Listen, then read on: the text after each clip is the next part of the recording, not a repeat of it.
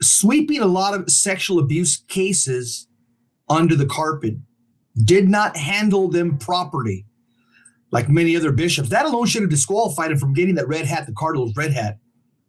But specifically, I think one case that's going to haunt him all the way to his personal judgment is the case that occurred, the satanic sexual ritual abuse case that occurred in his diocese.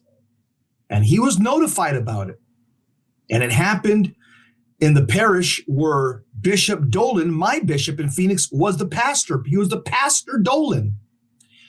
And his associate pastor, a young priest by the name of Father Bertrand, was the predator who sexually, satanically, ritually abused Rachel Mastrogiacomo. And yet, with this in his background, the Holy See elevates this bishop to cardinal. This alone should have been the disqualifying factor.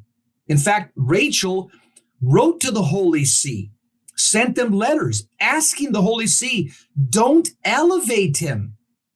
But I guess, her voice was basically discounted because, just let's be honest, and maybe if she had blue hair and green hair and nose earring and she was a Catholic dissenter and a woke Catholic, maybe the Holy See would have listened to her.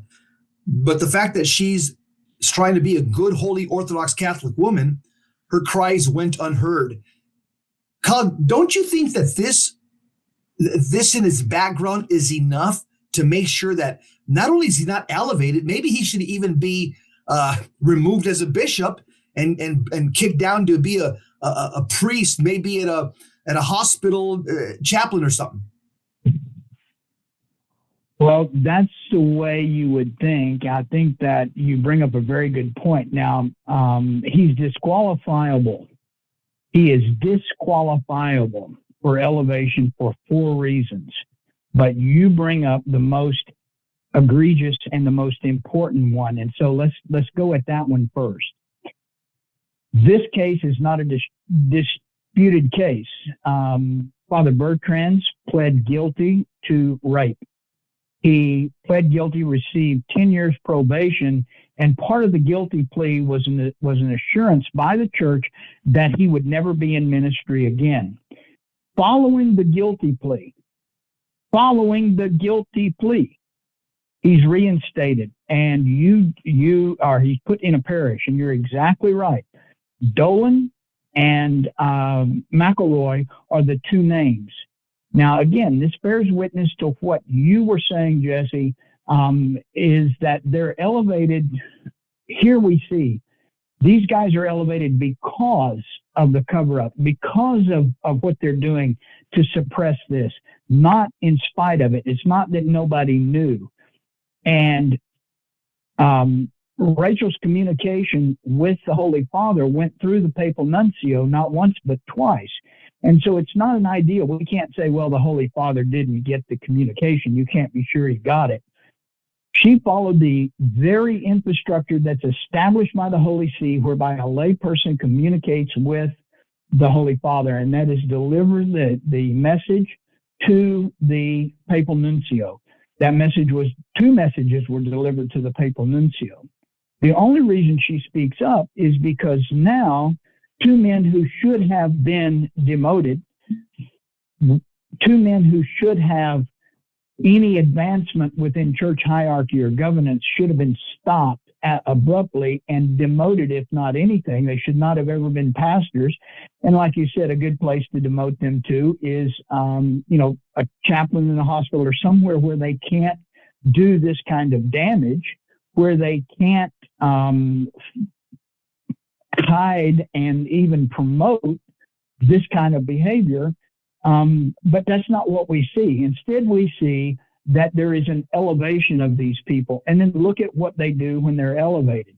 A classic example is the elevation of Dolan from priest to bishop to cardinal. This is a pretty meteoric rise for a man who has a very questionable personal past And one of the things he does is as soon as he gets to the Diocese of Phoenix, he suspends all exorcist activity, all ongoing cases where the church is ministering to people who are possessed and who are afflicted. And that's one of the first things that he does. Then you look at a McElroy who is elevated to bishop, and immediately he finds himself, because of his association with McCarrick and Kupich, he's immediately elevated to serving on the interreligious dialogue between Catholics and Muslims. A lot of that's not known, but immediately this is a guy who goes from small parish in San Diego all the way to this meteoric rise, and then he's named a cardinal. So stop and think about, how does somebody go from that low spot to that high spot that quickly? That's because he's come to someone's attention, and they're promoting him specifically because of his past, not in spite of it. So there's the first disqualification, is that he is criminally complicit. He failed. This is part of the court record. They had to subpoena the records, and even then they weren't forthcoming from the bishop's office when he's a bishop, the records on these criminal activities. And so you got an obstruction of justice charge against this guy. You've got the fact that he covered up in this criminal proceeding. Then you've got the fact that once there is an adjudication, a conviction of a priest for rape, this priest is not disciplined. And so these are important, and Dolan's complicit in this. So you can't make this stuff up. You continue to follow the line, and now he's going to be, because of his border position, because of his position on homosexuality and ordination of women, now he's being elevated to the ranking prelate in the United States. So there's the other two more reasons that he should be disqualified from this elevation. He shouldn't even be considered, and again, he should lose his status as bishop. But that would be in a just world. And so obviously, if these things are not happening and he's being elevated with this record, then obviously whoever is elevating him wants to promote open borders, homosexuality, the discussion on ordination of women, the living magisterium trumping or overriding tradition. So clearly we see that the things this man stands for are favorable to whoever's promoting him.